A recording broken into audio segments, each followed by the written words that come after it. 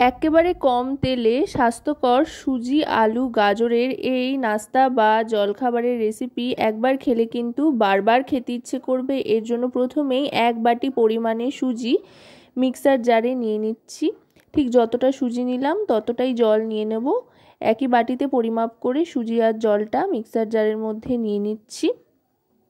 চাইলে সুজিটা শুধুও মিক্সার জারে ঘুরিয়ে নেওয়া যায়, একবার ব্লেন্ড করে নেওয়া যায়, তবে জল দিয়ে ব্লেন্ড করে নিলে মিশ্রণটা খুব সুন্দর হয়, সেই জন্য জলটাও দিয়ে দিলাম এতে একেবারে। এবার ব্লেন্ড করে নিয়ে একটা মিক্সার বোলের মধ্যে নিয়ে নিচ্ছি। এবার এই সুজির সাথে মিশিয়ে নেব আটা। আপনারা চাইলে ময়দার ব্যবহারও করতে পারেন, যেহেতু সম্পূর্ণ স্বাস্থ্যকরভাবে বানাচ্ছি খুব কম তেল ব্যবহার করে, তাই ময়দার পরিবর্তে এখানে আটার ব্যবহার করছি। বড় চামচের 2 চামচ আটা দিয়ে দিলাম। তারপর দিয়ে দিচ্ছি এখানে সামান্য চিনি আর নুন। চিনিটা একটু বেশি দিলাম আর নুনটা স্বাদ মতো দিলাম। এবার এটাকে ভালো করে মিশিয়ে নেব। একটা স্মুথ ব্যাটার তৈরি করে নিতে হবে। সুজির সাথে তো জল মিশিয়েই ছিলাম, এটা ফেটিয়ে নেওয়ার পর যদি প্রয়োজন হয় তো আরও খানিকটা জল কিন্তু এর সাথে মিশিয়ে নেব। আর একটু জল এতে অ্যাড করে নিলাম। এবার একটা হাতা নিয়ে নিলাম, যেই হাতাটা দিয়ে পরে ব্যাটারটা ফ্রাই প্যানে ঢালবো, সেই হাতাটা দিয়েই এবার ভালো করে ফেটিয়ে নিচ্ছি, এতে করে সুবিধা হবে। এবার ব্যাটারটা মোটামুটি কিন্তু তৈরি হয়ে গিয়েছে। ঠিক এরকম ঘনত্বেই কিন্তু ব্যাটারটা তৈরি করতে হবে। এবার কড়াইতে সামান্য তেল নিয়ে নিয়েছি, সাদা তেল, ছোট চামচের 2 চামচ। তাতে ফোড়ন হিসেবে দিয়ে দিচ্ছি সাদা জিরে।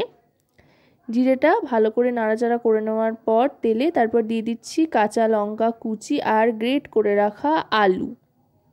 চাইলে আপনারা আলু কুচিও নিতে পারেন, তবে এখানে গ্রেট করে নিয়েছি, এতে করে তাড়াতাড়ি হয়। আর গাজরও একইভাবে আলুর মতো করে গ্রেট করে নিয়েছি। আলু আর গাজর গ্রেট করে একসাথেই দিয়ে দিয়েছি। এবার এটাকে একটু ভাজা ভাজা করে নেব, গ্যাসের ফ্লেমটা মিডিয়াম টু লোতে রেখে। এভাবে তাড়াতাড়ি এটা সেদ্ধ হয়ে তৈরিও হয়ে যাবে। আর তাড়াতাড়ি তৈরি করতে মানে কাটার থেকে গ্রেট করে নিলে সময়টা অনেক বাঁচে, সেই জন্য এভাবে গ্রেট করে নিয়েছি। এবার দিয়ে দিচ্ছি স্বাদ মতো নুন।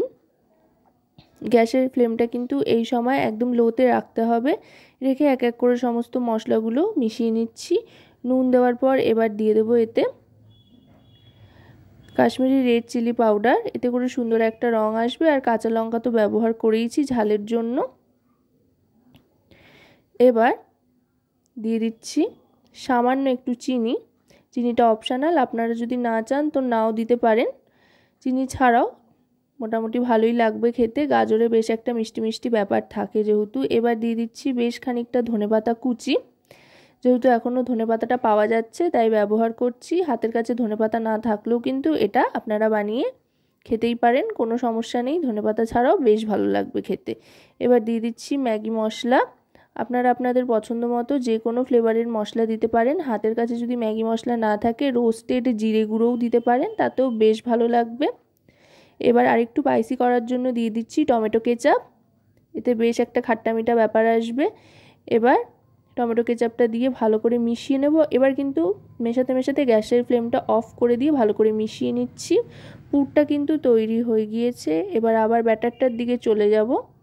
ব্যাটারটা খানিকক্ষণ রেস্টে রাখার ফলে একটু ঠিক হয়ে গিয়েছে, তাই আরেকটু সামান্য জল এতে অ্যাড করে নিয়ে ভালো করে ফেটিয়ে নিচ্ছি। এবার ফ্রাই প্যানে ছোট চামচের 2 চামচ তেল দিয়ে চারপাশে ভালো করে মাখিয়ে নেব তেলটা। তারপর ব্যাটারটা দিয়ে দেব, 1 হাতা করে, 1 হাতা ব্যাটারই যথেষ্ট। আর এই পুরো কাজটা করার সময় কিন্তু গ্যাসের ফ্লেমটা একেবারে লোতে রাখতে হবে, হাই করলে কিন্তু চলবে না, মিডিয়ামেও না, একেবারে লোতে রেখেই কিন্তু পুরো কাজটা করতে থাকতে হবে। এবার যে পুরটা তৈরি করেছিলাম সেটা মাঝখানে দিয়ে দেব। আশা করব রেসিপিটি আপনাদের ভালো লাগবে। ভালো লাগলে অবশ্যই রান্নাবাটি চ্যানেলটিকে সাবস্ক্রাইব করে লাইক শেয়ার কমেন্টের মাধ্যমে আমাদের পাশে থাকবেন। আর পাশে থাকা বেল আইকনটি অন করে দেবেন সবার আগে সমস্ত রকম নতুন রান্নার নোটিফিকেশান পাওয়ার জন্য, কারণ আপনাদের নিয়ে আপনাদের জন্যই কিন্তু আমাদের চ্যানেল রান্নাবাটি। তাই আপনাদের প্রত্যেকটা লাইক শেয়ার কমেন্ট সাবস্ক্রাইব কিন্তু আমাদের অনেক অনেক উৎসাহিত করে নতুন নতুন ভিডিও তৈরির জন্য। দেখুন এবার এইভাবে চারপাশ দিয়ে ফোল্ড করে নিচ্ছি। এরকম যদি একটা স্বাস্থ্যকর জলখাবার বা ব্রেকফাস্ট সকালবেলা বানানো যায় তাহলে কিন্তু সারা দিনটাই মনে হয় খুব ভালো কাটতে পারে। চাইলে এটা আপনারা কিন্তু টিফিনের জন্যও প্যাক করতে পারেন, স্কুল কলেজ বা অফিসের টিফিনে, তাতেও বেশ ভালো লাগবে খেতে। এবার এটাকে একটু এপিটোপিট করে ভেজে নেব। ভেজে নেওয়ার পর তারপরে সার্ভ করে দেবো। এটা কিন্তু শুধুই খেয়ে নেওয়া যায়, আর কোনো কিছুই লাগে না ভরিয়ে খাওয়ার জন্য। এভাবে আমি প্রত্যেকটা ভেজে সার্ভ করে দিচ্ছি। এবার দেখুন একটা একটু ভেঙে দেখাচ্ছি, ভেতরটা কিন্তু দেখতে দারুণ লোভনীয় হয়েছে। তো আজকের এই স্বাস্থ্যকর ব্রেকফাস্ট বা নাস্তার রেসিপি আপনাদের কেমন লাগলো সেটা কিন্তু অবশ্যই কমেন্টের মাধ্যমে জানাবেন।